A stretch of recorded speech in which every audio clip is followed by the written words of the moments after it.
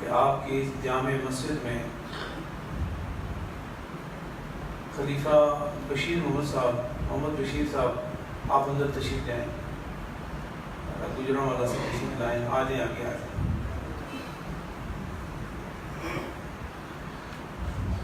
یہ دوسرا موقع ہے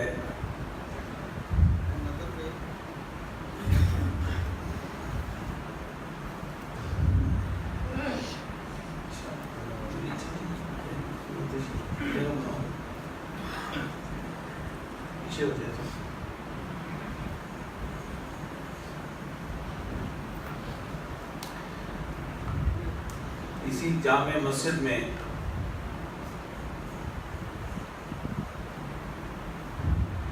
جامع مسجد بلال کی بلالی ماحول میں بلالی کیفیات میں اور بلالی واردات میں حاضری ہوئی، اور میں سمجھتا ہوں اگرچہ مختصر تھی لیکن چونکہ خلوص اور محبت والی تھی، اس دن کی کیفیت اور پیار کی اس برسات میں جو کیفیات نصیب ہو رہی تھی، ایسا لگ رہا تھا کہ آپ کا آنا میرا آنا سیدنا بلال رضی اللہ تعالیٰ عنہ کے صدقے میں دربار مصطفی اور دربار خداوندی میں ہم سب کی حاضری مستجاب ہوگی بحمد اللہ۔ وہی مسجد ہے، وہی در و دیوار ہیں، وہی پیار ہے، وہی قرار ہے اور وہی بہار ہے۔ نعرہ تکبیر، نعرہ رسالت بھی نعرہ رسالت، نعرہ تحقیق، نعرہ حیدری۔ حضرات، وقت مختصر ہے اور مختصر وقت میں ہی اپنی گفتگو اختتام پذیر ہو تو اچھا ہے۔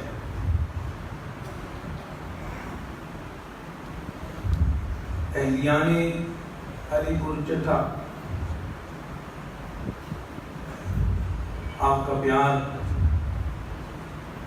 اور بالخصوص حاجی محمد عنایت اللہ صاحب صدیقی، ان کے تمام صاحبزادگان، ان سے تعلق رکھنے والے تمام دوستوں نے جس پیار سے استقبال کیا، میں آپ تمام کا دل کی گہرائیوں سے شکریہ ادا کرتا ہوں، اور اس استقبال اور اس پیار نے یہ ظاہر کیا کہ دنیا کا تعلق تو تازہ ہو سکتا ہے لیکن روحانی تعلق بہت پرانا، بہت مستحکم ہے، جس کی عملی صورت کبھی دن میں نظر آتی ہے، کبھی رات میں نظر آتی ہے۔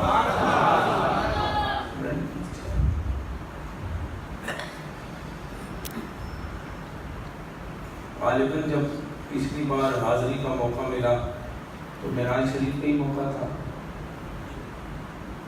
آج حاضری پھر نصیب ہو رہی ہے اور معراج کا مہینہ۔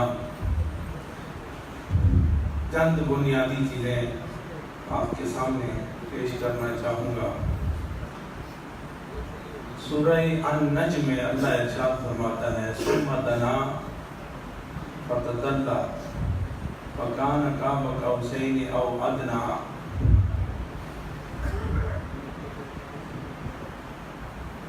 ثم دنا، یہ معراج کی پیک، معراج کا مرحلہ اور منتہائے سفر، مقصود سفر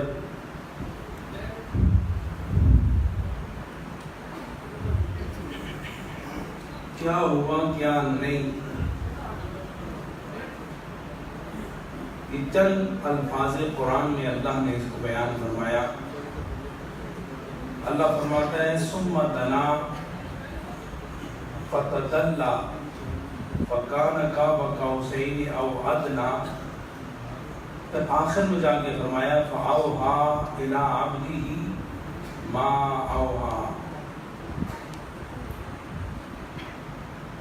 جب سدرۃ المنتہا سے سرکار دو عالم صلی اللہ علیہ وسلم لامقام میں داخل ہوئے، یہ تو بعد میں بیان کروں گا۔ تو جب قرب نبی دو عالم صلی اللہ علیہ وسلم سے متحقق ہوا تو اللہ نے ارشاد فرمایا ثم دنا، یعنی سفر جاری ہے، مکان سے لامکان تک کے سفر کو ثم سے تعبیر فرمایا کہ پھر اس کی تاخیر تقدیم کتنی ہے، فرمایا یہ اللہ جانے یا مصطفیٰ جانے۔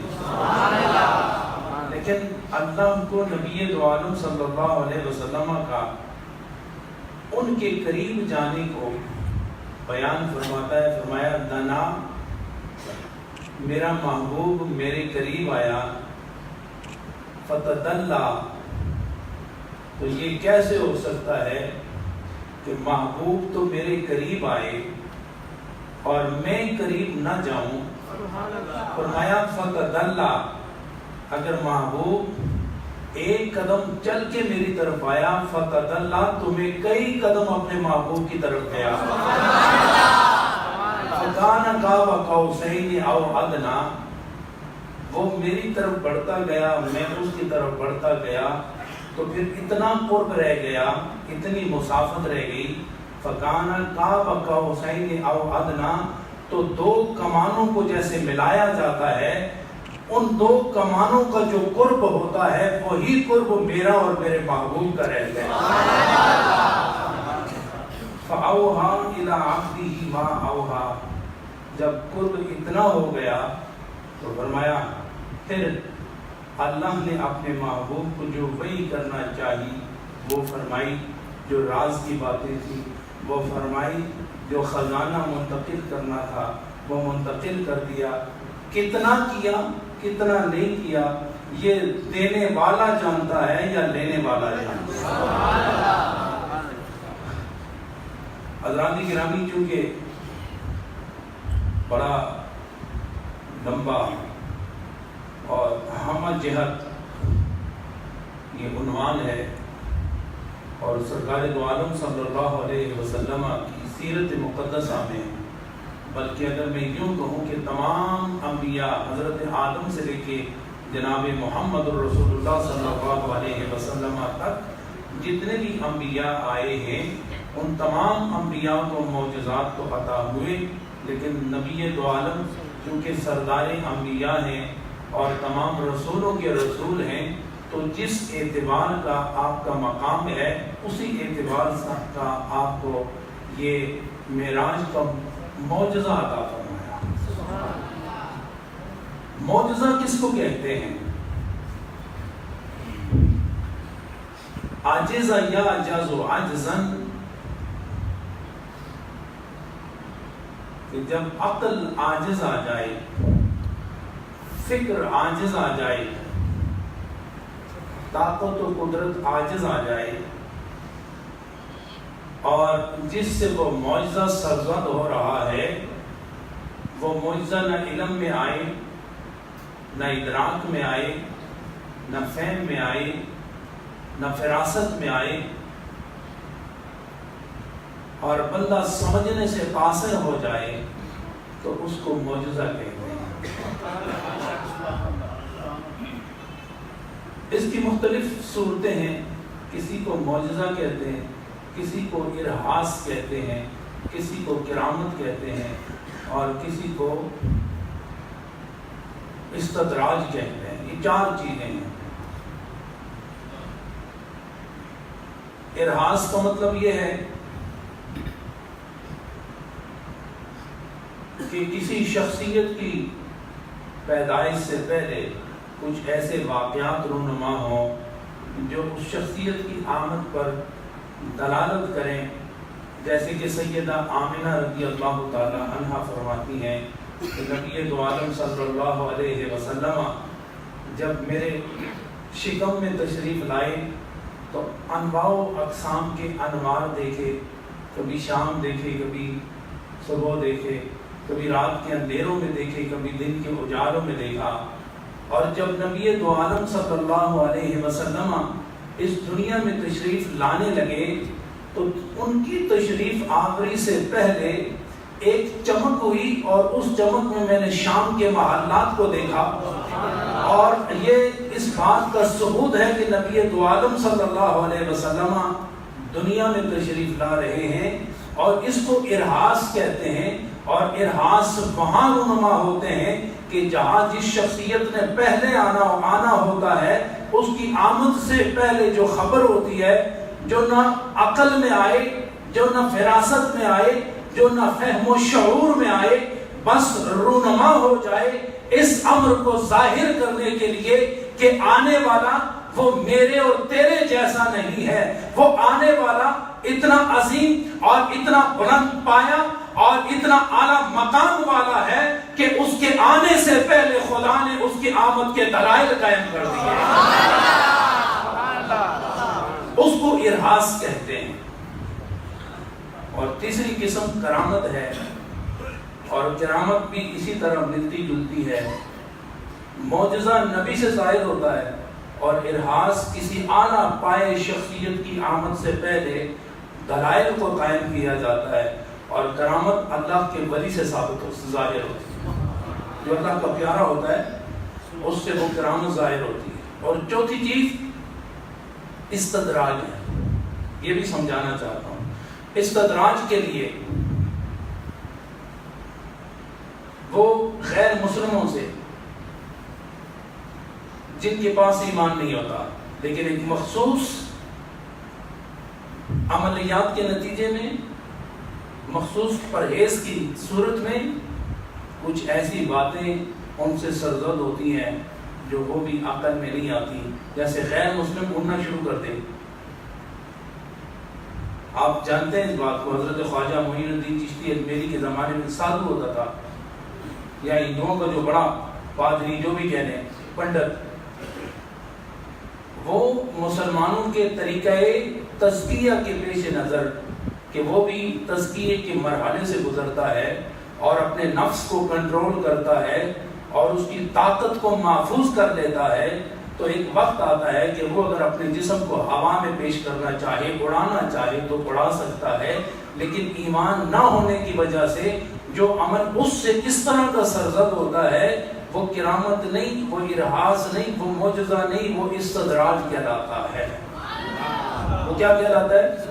استدراج کہلاتا ہے۔ اب معجزہ معراج کی طرف آئیے۔ اللہ نے اپنے نبی کو معجزہ معراج عطا فرمایا۔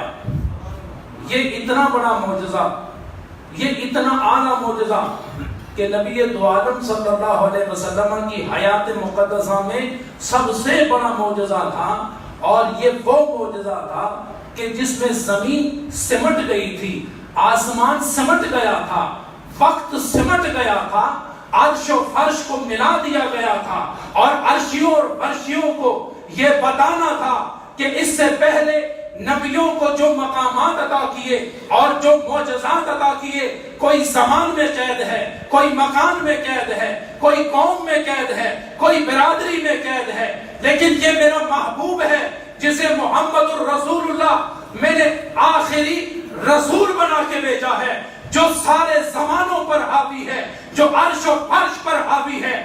اس کو جو میں نے بڑا معجزہ دینا ہے وہ معجزہ ہوگا کہ زمین و زمان سے بڑا ہوگا، مکین و مکان سے بڑا ہوگا، یہ ہر معجزے سے بڑا ہوگا۔ یہ اتنا بڑا معجزہ ہوگا کہ زمین و زمان نیچے رہ جائیں گے، میرا محبوب اوپر چلا جائے گا۔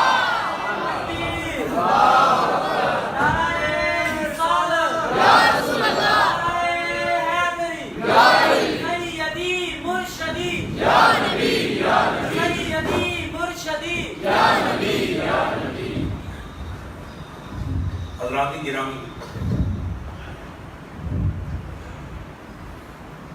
میں معجزات تو آپ سنتے ہی رہتے ہیں، آج چند بنیادی چیزیں جو نبی دو عالم صلی اللہ علیہ وسلم کے سفر کا جو خاص نچوڑ ہے وہ میں آپ کے سامنے رکھنا چاہوں گا۔ اللہ نے ارشاد فرمایا کہ دنا فتدلہ۔ آپ سوچیں گے کہ یہ ہوا کس طرح؟ ساتوں زمینیں، اس کی ساری مسافتیں، بیت المقدس، آسمان سات، سدرۃ المنتہا اور لامکان، اور پھر واپس بھی آئے، کنڈی کا ہلنا، بستر کا گرم رہنا، پانی کا چلتے رہنا، یہ سارا کیا ہے؟ دیکھیں علماء نے دو چیزیں بیان فرمائی ہیں، ایک ہے تیہ زمانی اور ایک ہے تیہ مکانی. اس کو آپ سمجھے ذرا. آتی ہے ساری باتیں آپ کو آتی ہیں، لیکن نبی کی شان سے تعلق رکھتی ہیں. یہ جتنی بار سنو، کیونکہ محبوب کے جلوے کی بات ہوتی ہے، محبوب کے کرامات کی بات ہوتی ہے، اس کے حسن و جمال کی بات ہوتی ہے. یہ جتنی بار سنو ہر بار ایک نئی بہار عطا فرماتا ہے. ایک ہے تیہ زمانی اور ایک ہے تیہ مکانی. تئی کا معنی کسی چیز کو لپیٹ دینا. تئی کا معنی کیا ہے؟ کسی چیز کو لپیٹ دینا. تو اس کی دو صورتیں، یا تو وقت کو لپیٹا جاتا ہے یا مکان کو لپیٹا جاتا ہے. 200 سال کا وقت ہو یا 300 سال کا وقت ہو، اس کو اگر سمیٹا جائے تو اس کو تیہ زمانی کہتے ہیں. اور عرش و فرش کے زمان کو اور مکان کو سمیٹا جائے تو اس کو کیا کہتے ہیں؟ تیہ مکانی. اور دونوں کا ذکر اللہ نے قرآن میں ارشاد فرمایا ہے. حضرت عزیر علیہ السلام وہی بستی کے قریب سے گزرے تو آپ نے دیکھا بستی اجڑی ہوئی ہے. کئی کسی زمانے میں یہاں ہستی ہوتی تھی، لیکن آج تو نیستی ہی نیستی ہے. دیواریں گری ہوئی، چھتیں گری ہوئی، ہڈیاں نظر آ رہی. تو آپ نے اللہ سے ارشاد فرمایا قیامت کے دن میرے مولا اسے کیسے زندہ فرمائے گا؟ حضرت عزیر علیہ السلام فَأَمَاتَهُ اللَّهُ مِئَةَ عَامٍ، تو اللہ نے 100 سال کے لیے ان پر موت طاری کر دی. جب 100 سال گزر گئے تو اٹھایا گیا تو پوچھنے والے نے پوچھا کم لبستا، کم لبستا، کتنی دیر سوئے رہے؟ قال لبست یوما او بعد یوم، میں تو یا ایک دن آرام کیا یا دن کو کچھ حصہ آرام کیا. حالانکہ درمیان میں 100 سال کا عرصہ گزر گیا. کتنا گزرا؟ 100 سال کا عرصہ گزرا. تو اللہ نے ارشاد فرمایا نہیں، تجھے 100 سال موت کی وادی میں ڈال دیا تھا. انظر الی طعامک و شرابک لم یتسنى، وہ کھانا اور وہ پینا، وہ انگور اور وہ کھانے کی چیزیں جو تو ساتھ لایا تھا. انظر الی طعامک و شرابک لم یتسنى، کھانے کو بھی دیکھو، پینے کو بھی دیکھو، اپنے وجود کو بھی دیکھو. اگر ان چیزوں کو دیکھو تو ان کو کچھ بھی نہیں ہوا، لیکن 100 سال کا عرصہ گزر گیا. اور جس دراز گوشت گدھے پر آپ آئے تھے وہ دیکھیں، اس کو بھی دیکھیں، اس کی ہڈیاں چمک رہی ہیں. کہاں گیا وہ کھال؟ کہاں گئے وہ بال؟ کہاں گیا وہ سارا سٹرکچر؟ کچھ بھی نظر نہیں آتا. ہڈیاں چمکتی ہوئی نظر آتی ہیں. 100 سال کا عرصہ گزر گیا، لیکن دیکھنے والے نے دیکھا تو اس نے کہا کہ میں شاید ایک دن یا دن تو کچھ حصہ سویا رہا. تو اللہ نے فرمایا نہیں، یہاں پر ہم نے تمہیں ایک منظر دکھایا ہے. تم نے سوال اٹھایا کہ یہ ساری ہستی کس طرح دوبارہ بیدار ہوگی جو ختم ہو چکی ہے، جس کے صرف نشان باقی ہیں، اسے دوبارہ کس طرح زندہ کیا جائے گا. ہم نے 100 سال تمہیں مردنی میں ڈال کر تم پر موت طاری کر کے یہ ثابت کیا جو زندگی دینا جانتا ہے وہ موت بھی دینا جانتا ہے، اور جو موت دینا چاہتا ہے وہ اثر نو زندگی بھی دے دیا جاتا ہے.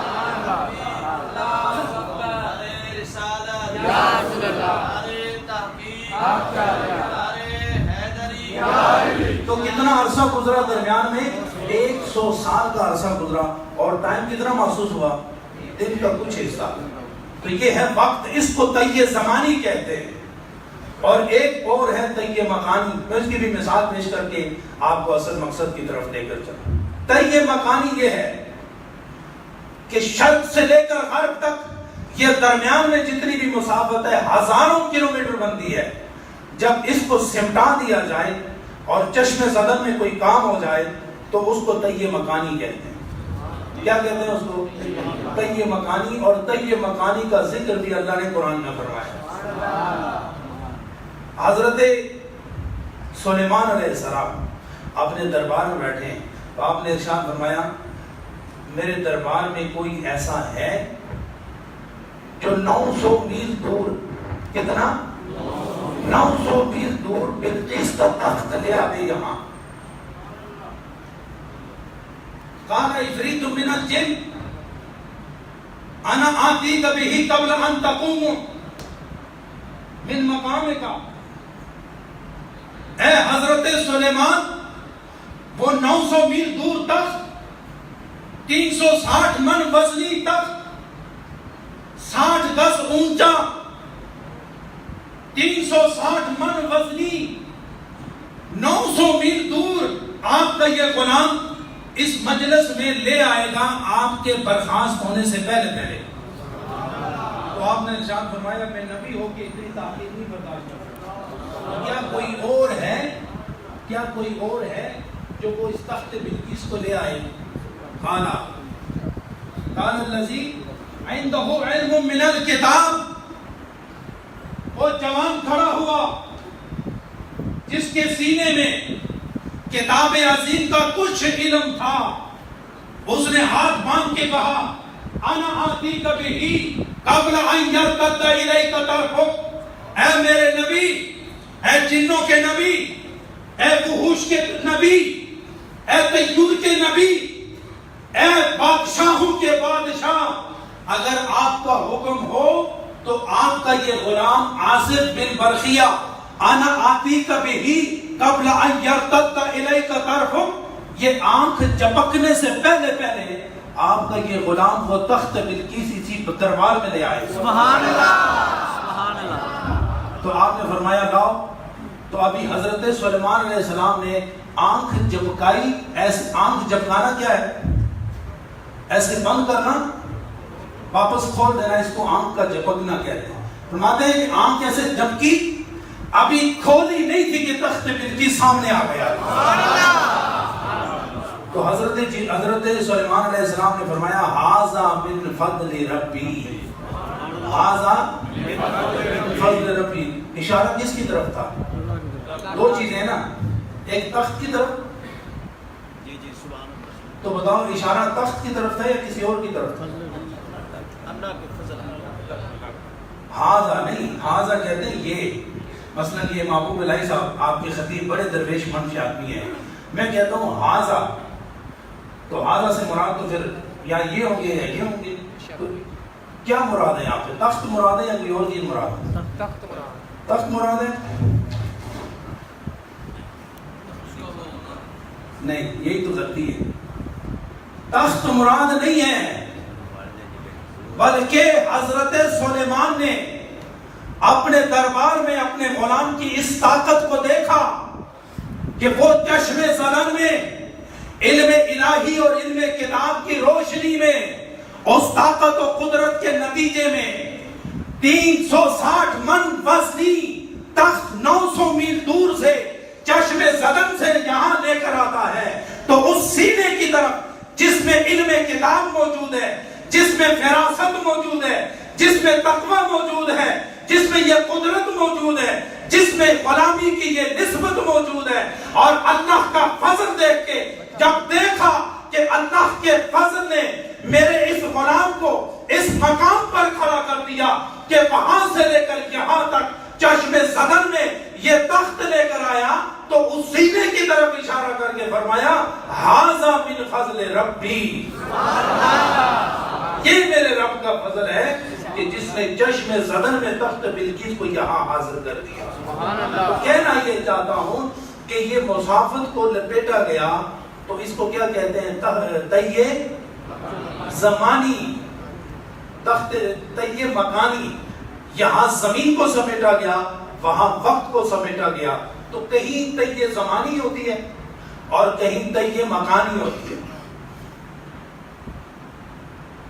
اس معراج مبارک میں زمین سے آسمانوں کا سفر، آسمانوں سے سدرۃ المنتہا کا سفر اور وہاں سے لامکان کا سفر، اللہ نے اپنے نبی کو محبوب اعظم بنایا ہے اور سب نبیوں کا سردار بنایا ہے، اور ہر نبی کو اللہ نے معجزہ عطا فرمایا، فرمایا سونیا تیری زوجہ محترمہ دنیا سے چلی گئی، ابو طالب دنیا سے چلے گئے، تیرے دل کو غم لاحق ہے، اب تیرے دنیا کے محبوب تم سے رخصت ہو گئے، لیکن میری نظر تم پر ہے، فَإِنَّكَ بِأَعْيُنِنَا، اے محمد عربی تو ہر وقت میری نگاہوں میں رہتا ہے، تجھے پریشان ہونے کی ضرورت نہیں، یہ دنیاوی سہارے روٹھ گئے، چھوٹ گئے، چلے گئے، لیکن گھبرانا نہیں، میں تمہیں ایسا معجزہ عطا کروں گا جس میں تیہ زمانی بھی ہوگا، تیہ مکانی بھی ہوگا،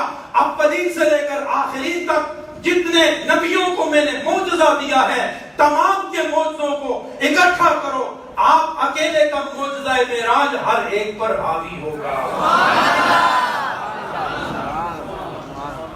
حضرات جب نبی دو عالم سدرۃ المنتہا سے لامکان میں داخل ہوئے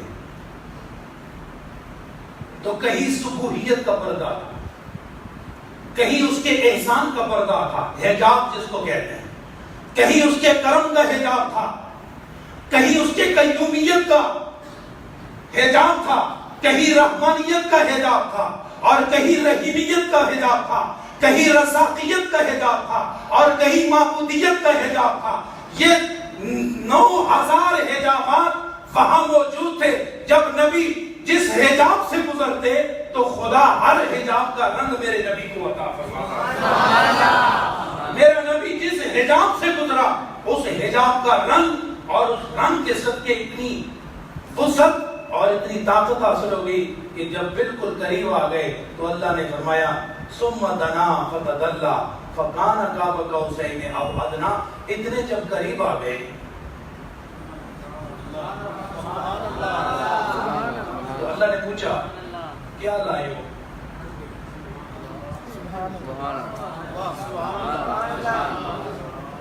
نہیں، بارگاہ میں جب پہنچے تو اللہ نے کرم فرمایا تو ارشاد فرمایا آنا، اور فرمایا آنا و انتا، یہ قرب ہے نا، تنا اور تدلہ کا جو قرب ہے اس کو اظہار فرمایا جا رہا ہے۔ اللہ نے فرمایا آنا و انتا وما سوا ذالک خلقت لاجلک، محبوب ایک میں ہوں، ایک تو ہے، آنا و انتا وما سوا ذالک، اب میرے اور تیرے علاوہ یہ جتنا کچھ ہے خلقت لاجلک، سونیا یہ میں تیرے لیے پیدا کیا ہے، یہ سب میں نے تیرے لیے پیدا کیا ہے۔ اللہ کے رسول نے عرض کیا انت و انا، انت و انا وما سوا ذالک ترکت لاجلک، میرے مولا جس طرح تو نے فرمایا ایک تو ہے اور ایک میں ہوں، آپ نے فرمایا انا و انتا، اور میں عرض کر رہا ہوں انت و انا وما سوا ذالک ترکت لاجلک، رب ذوالجلال تو نے سب کچھ میرے لیے پیدا کیا، اور تیری توفیق اور تیرے کرم سے میں یہ کہتا ہوں کہ انت و انا وما سوا ذالک ترکت لاجلک، ایک میں ہوں، ایک تو ہے، ایک میں ہوں، ان دونوں کے علاوہ جو کچھ ہے میرے مولا سب کچھ میں تجھ پر نثار کر چکا ہوں، سب کچھ میں تجھ پر نثار کر چکا ہوں۔ تو اللہ نے ارشاد فرمایا پھر بتا بما اشرفک، یہ سبحان اللہ، بما اشرفک یا محمد، اے محمد بتائیں آج میں تمہیں کون سا شرف عطا کروں؟ تو اللہ کے رسول نے عرض کیا یا اللہ بنسبت عبودیت کا الیک، تیری ساتھ جو عبادت کی نسبت ہے وہی نسبت کو مجھے عطا فرما، سبحان اللہ، عبودیت کی، تو میرا معبود رہے، میں تیرا عابد رہوں اور میری نسبت تیرے ساتھ عبودیت کی ہو کہ جب بھی میں یہاں سے واپس نیچے جاؤں پھر آؤں پھر جاؤں تو میرے لیے جو مقام متعین ہو وہ نسبت عبودیت کا ہو، سبحان اللہ۔ حضور علیہ السلام اصل مقصد کی بات میں آپ کو وہاں لے کر آؤں. اس معراج مبارک میں جو ہمارے لیے اور آپ کے لیے درس ہے، ویسے تو بے شمار چیزیں ہیں، لیکن حضرت جبریل علیہ السلام آپ کو ایک مقام پر لے گئے. آپ نے ایک قوم کو دیکھا کہ ان کے سر پتھروں سے کچلا جا رہا. آپ صلی اللہ علیہ وسلم نے ارشاد فرمایا جبریل یہ کون ہے جن کے سروں کو پتھروں سے کچلا جا رہا ہے؟ آپ نے عرض کی یا رسول اللہ یہ وہ لوگ ہیں کہ جب نماز کا وقت آتا تھا تو یہ نماز کو سر پر بوجھ محسوس کرتے تھے. نماز کو اپنے سروں پر بوجھ محسوس کرتے تھے. کبھی پڑھی کبھی نہ پڑھی، لیکن جو پڑھی وہ بوجھ، اور نہ پڑھی تو بھی بوجھ سمجھ کے چھوڑ دیا. تو آج جب قیامت قائم ہوگی تو اس طرح ان کے سر پتھروں سے کچلا جائے گا. آپ غور فرمائیں، ہم لوگ نماز پڑھتے ہیں، آپ بھی پڑھتے ہیں، میں بھی پڑھتا ہوں، اور لوگ بھی پڑھتے ہیں، مرد و خواتین بھی پڑھتے ہیں. وہ کتنے لوگ ہیں جو بوجھ سمجھ کے پڑھتے ہیں، اور وہ کتنے لوگ ہیں جو محبت کے ساتھ پڑھتے ہیں.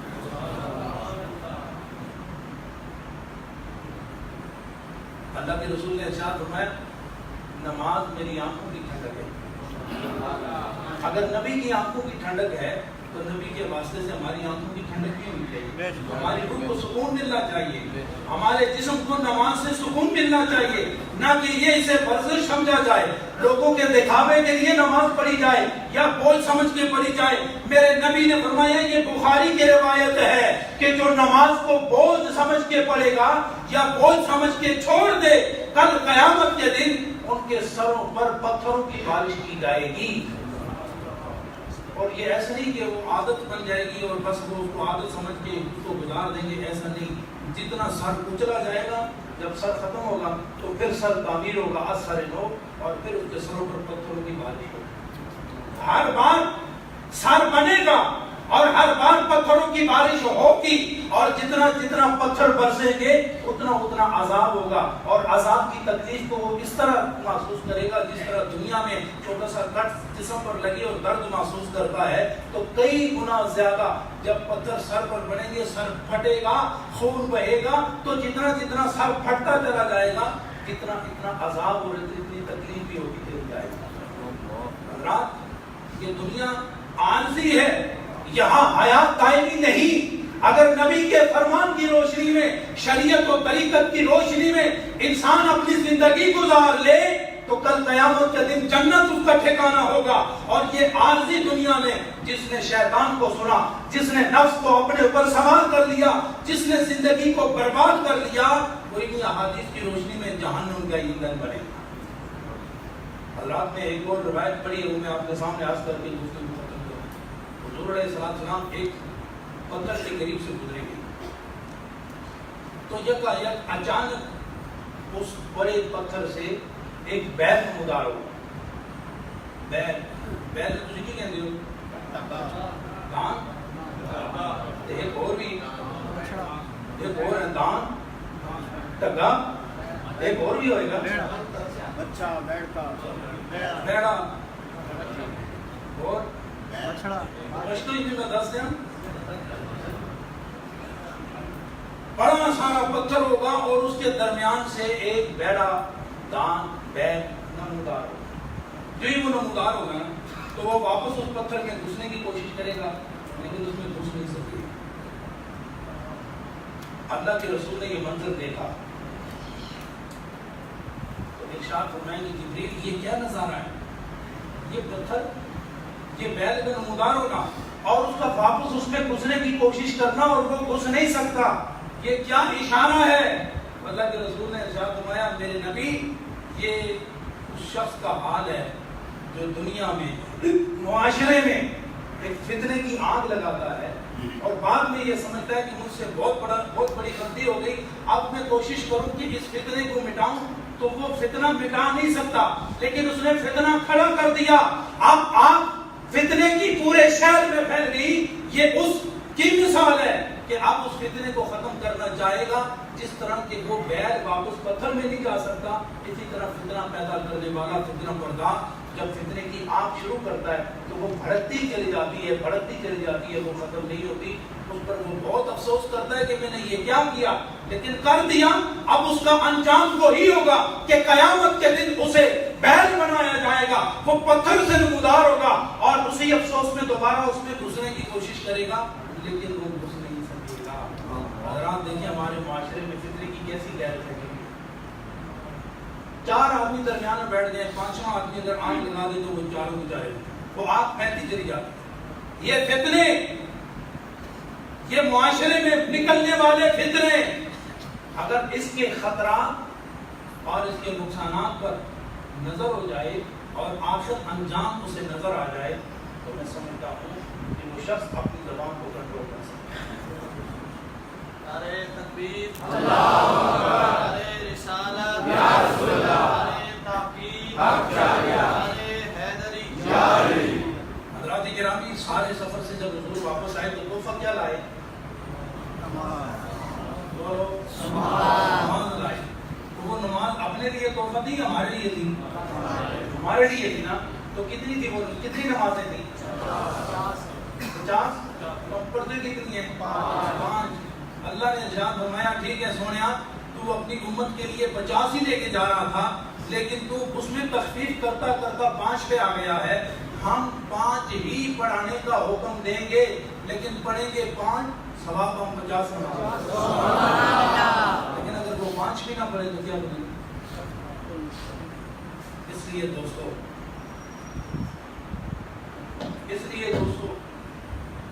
نماز کی پابندی یہ معراج کا تحفہ ہے. اور جو معراج کا تحفہ قبول نہ کرے، جو نبی کا تحفہ قبول نہ کرے، جو خدا کا تحفہ قبول نہ کرے، تحفہ تو محبوبین کو دیا جاتا ہے. تحفہ اس کو دیا جاتا ہے جس سے خدا محبت کرتا ہے. تحفہ اس کو دیا جاتا ہے جس سے رسول محبت کرتا ہے. اور اگر محبت ہو اور تحفہ قبول کرنے والا تحفہ قبول ہی نہ کرے تو بتاؤ خدا اس کو قبول کرے گا؟ مصطفیٰ اس کو قبول کرے گا؟ نہیں.